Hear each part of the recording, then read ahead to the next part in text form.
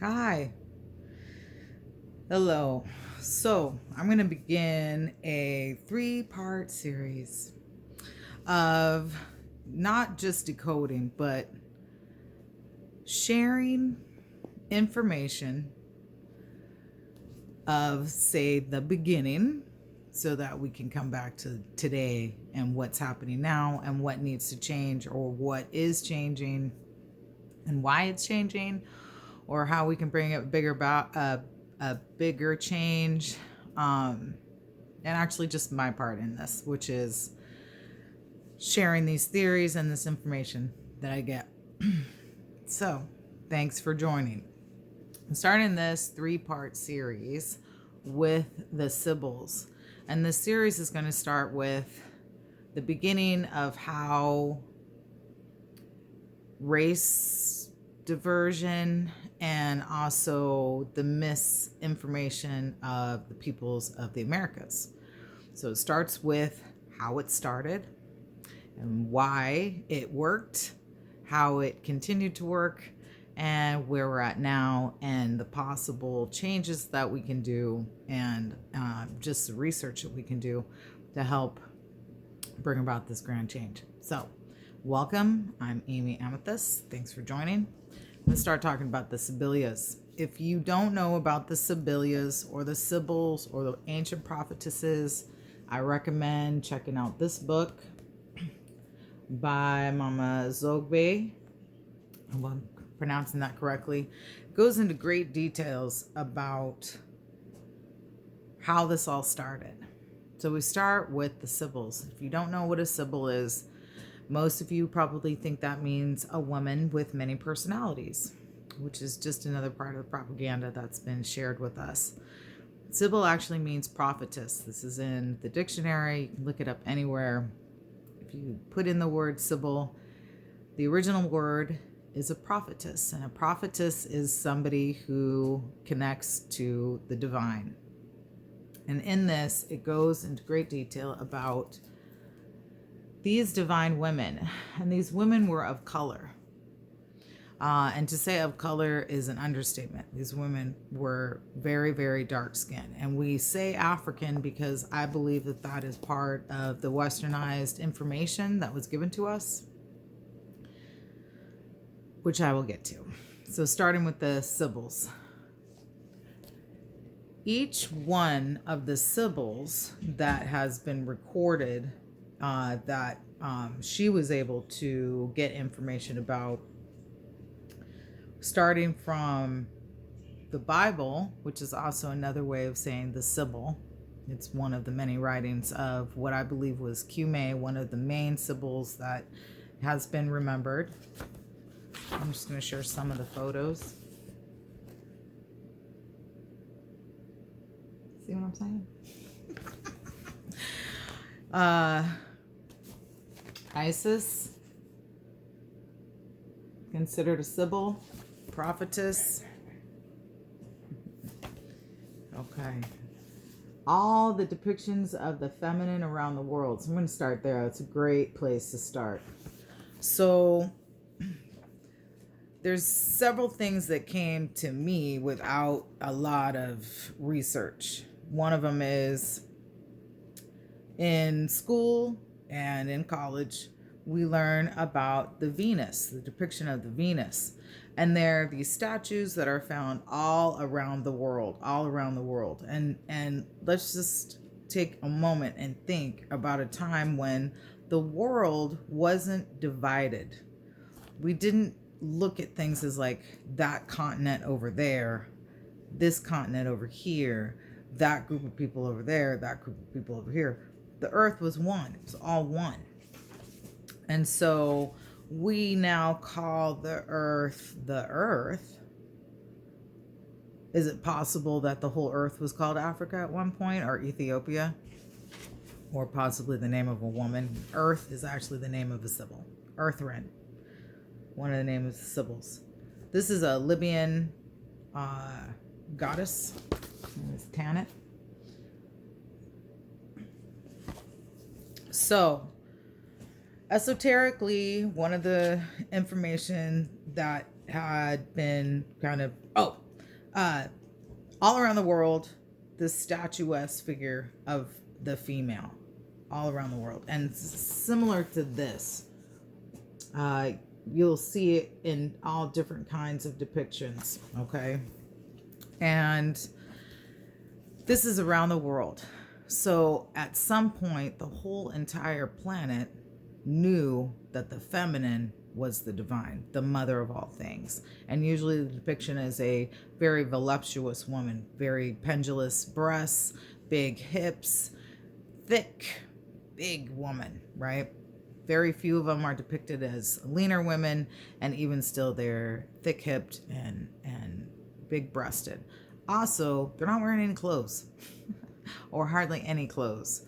And so we also know that this was a time when there was no true fear of harm coming to us or anybody, because we were free for many years. We see this all the way through to the Egyptians. No need for a lot of clothing, not just because of the weather, but also because no need to really be ashamed of the body or worry about anybody harming you, that person. So with the Sibys are known. So you see this all around the world. And then we seem to jump to patriarchy, and suddenly everything is very phallic, or tall buildings, or tall obelisks, and even the pyramids, tall, big things, looking more like a penis shape than anything to resemble the feminine. And there's no real conversion from there being these statues of the feminine to this now world we see as masculine. Well, in this book it goes into great detail. What's very important about starting here first is because we are now in a time where in the Black community or Moorish community or indigenous community, wherever you're at with that, we're seeing that everything came from people of color. That if you go back to the Olmecs, or you go back into Peru, you go back to Sumerians, you go into Africa, you can see that these people were of color. The information came from them first. And so there's still this grand divide between the races, and also it's creating a lot of anger at the fact that this information was stolen. If you go back to the Sibys, you see that this had already happened. All the information. The women were responsible for birth in general. They're the first teachers. You nurse with them. You're on their body. They know your heartbeat. Not sure where I left off. Pause real quick. So there was a time where all the female was being worshipped. And this is the beginning, the teachers, the nursing, the heartbeat of the mother. This is where the child, male or female, learns. This is the beginning. So if this is the case, and we also look at take all the people off the planet.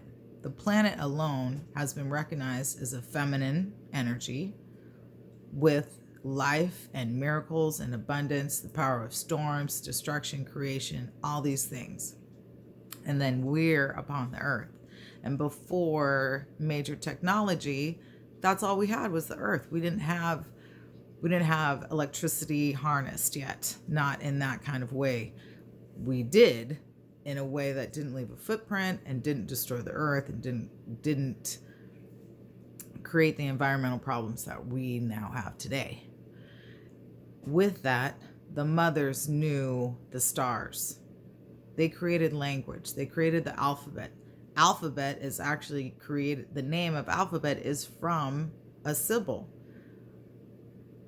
We have words like Phoenician, phonics, that comes from the name of a Sibyl. Also, we have the Kabbalah, well, Kybele, Sibyl, Cybele, all come from the same name. So the Kabbalah, the Bible, these are all originally written by women. So the church, the Roman church or patriarchy, was able to take all the information, all the major knowledge, all the magic, all the acts that are performed by so-called Jesus in the Bible were actually done by Sibils, black doves. The black doves, the doves and the crow that left Noah's boat were his daughters. There wasn't somewhere somebody didn't go without a Sibylla, because she was able to navigate the stars, communicate with the animals and the earth, and get messages from the great divine that others were not privy to. You had to be a woman. You could be trained, but this all came from the female first. So once the Romans came in and completely stole the names, the information, and created a completely different story. And let me tell you, it wasn't just that they came in and rewrote the book. No, many, many women, many women were genocided because they had this information. The snake that's talked about in the Bible is actually the feminine. You can go back and look into much information and see that the serpent is actually also a religion that was worshipped by what they call pagans. And then that leads us into the indigenous people, like the Paigans, and where we see slight name changes and slight attributes given so that a whole new concept can be put upon people and forget who they are and where they came from, and how we can actually fix this. So in the community that is recognizing that everything came from the melanated being or the person of color, dark mother, cosmic dark mother goddess. So we go back to that. This is a little esoteric. Many of us know about the stories of Marduk and Enki, and we also know the stories about Eve Eve getting cast out of Eden, and Satan or Lucifer getting cast out of heaven. Well, esoterically, the message was that the masculine energy, which is, many of us know that that energy has been handed down through generations as Enki or Marduk, and then the brother Enlil. Well, I heard that it's not Enlil, it's Lilith, and that Lilith and Lucifer / Satan, because I'm not sure, people tend to mix them together. They're two separate angels. Whichever angel was actually cast out of heaven was in love with Lilith. They saw what the father figure had done to the mother figure in order to harness all that energy and know those powers, cast out of heaven because they knew the truth. And so here we are into this day and age where the truth about, say, demons or evil, and even if you spell that word backwards, evil means live, is actually focused on a feminine energy and demonizes the feminine energy and puts women in a position that they are not only responsible for everything, but that there's nothing they can do about it and that only men can fix it. Well, we can see that hasn't worked out very well. So this time, this series is about recognizing that the first real truth stealers, robbers of the indigenous people's knowledge, came from the man, the masculine, stealing it from the feminine. Archaeology. Let's see, I say archaeology, not archaeology. The word I can't think of right now for building things. Architecture, astrology, the alphabet, music, things, magic, all came from the feminine. Religion in general, and the purpose of how you greet the day, how you pray, how you create magic, how you work with the elements, how you plant and grow, how you move, where we're going to move to, where are we going to grind our meal. We're going to grind it under the stars in a certain position. This was all the mothers.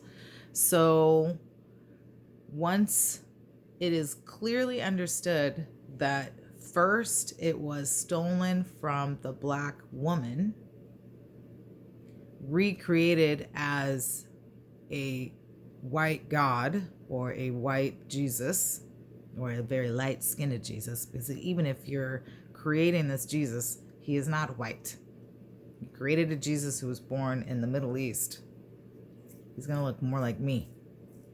Anyhow, and there are stories all around the world of a so-called Jesus. And then names that go with it. Like I want to bring up names such as Wadjet.